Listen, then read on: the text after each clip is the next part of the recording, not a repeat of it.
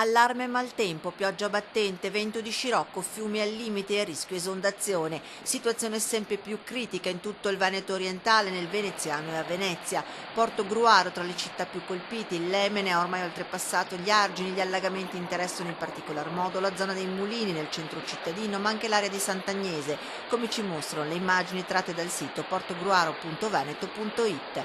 Segnalazioni di allagamenti anche nelle zone di San Gottardo e Borgo San Giovanni, dove l'acqua ha invaso le strade.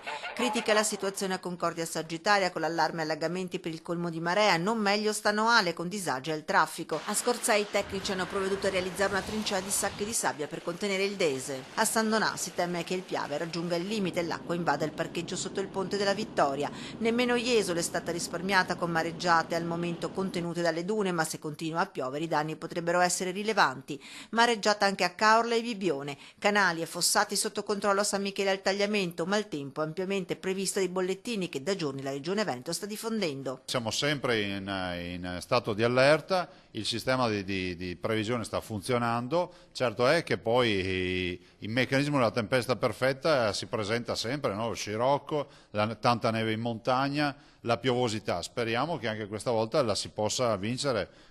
A Venezia l'incubo acqua alta dura da 4 giorni con una previsione da parte del centro maree per le prossime ore di una punta massima di più di 140 centimetri. Piazza San Marco allagata, negozianti sott'acqua, scattano le polemiche. L'Ascom di Venezia chiede al comune aiuti e più precisione da parte del centro maree. La previsione di stamane era errata, l'acqua era, dicono all'Ascom, ben più alta di quanto annunciato. Il presidente di Confcommercio Venezia, Roberto Magliocco, chiede al comune strumenti per aiutare i commercianti già fiaccati dalla crisi ed ora anche dall'acqua alta.